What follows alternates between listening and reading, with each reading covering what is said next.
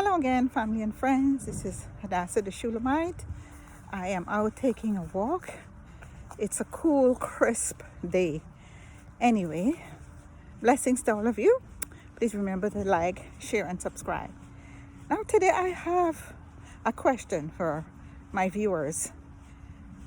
And, okay, it's a story, and there's a question behind the story. It's about white people in the Bible. Okay? White people in the Bible. Now, I'm going to begin this question / story by talking about a little girl who was a captive from Israel by the Syrians. And she was taken captive, and oh, that's a squirrel. And she became like a little servant maid to the captain's wife. The captain's name was Naaman. And Naaman was a leper. And, after she was there a while, I guess she was like, she told her mistress, she was helping her. Maybe she helped her to do her hair, whatever it is as a little girl. And she said, I wish the captain was in Israel and there the prophet Elijah would heal him of his leprosy. And I guess, her mistress told to Naaman, and Naaman, this was his chance to be rid of this leprosy. So he got his chariot and his men, and he went to Israel to the prophet Elijah. And when he got there, the prophet, we don't know, they probably had a knock on the door or a bell or whatever. And Gehazi, his servant, went to answer the door. And he said,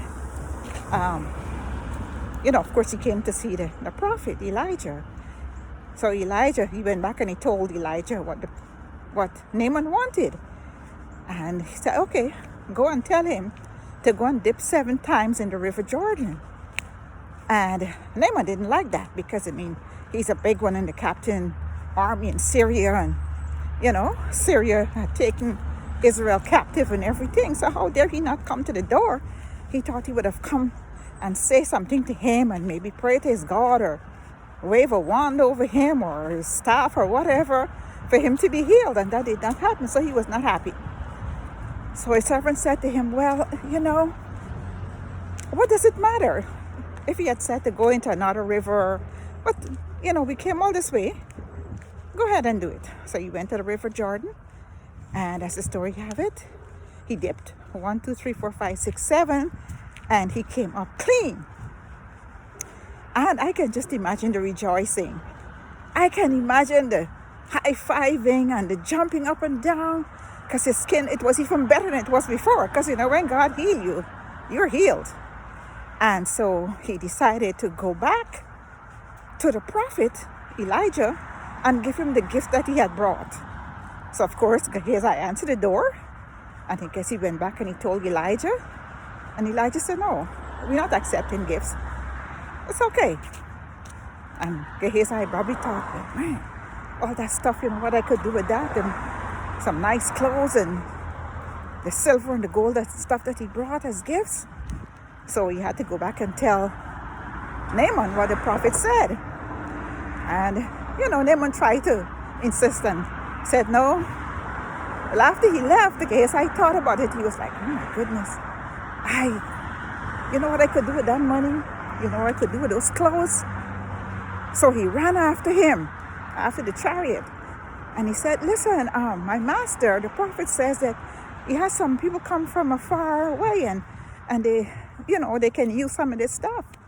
So he said, okay, go ahead and take it. Take some. Take more than what he asked for. And he went back. I guess he hid it somewhere. Then he went in front of the prophet Elijah. The prophet Elijah said, where have you been? Oh, I was around. He said, no. My spirit went with you when you went after Naaman.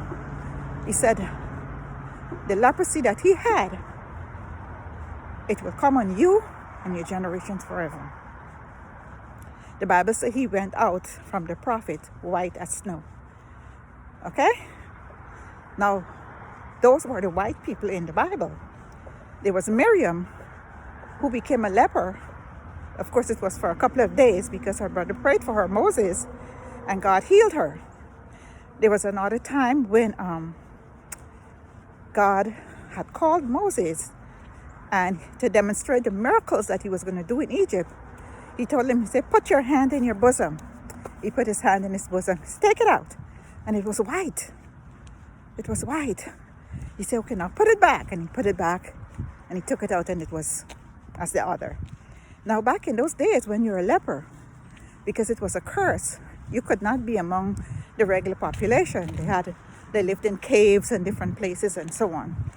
But it's my understanding that there are two types of leprosy.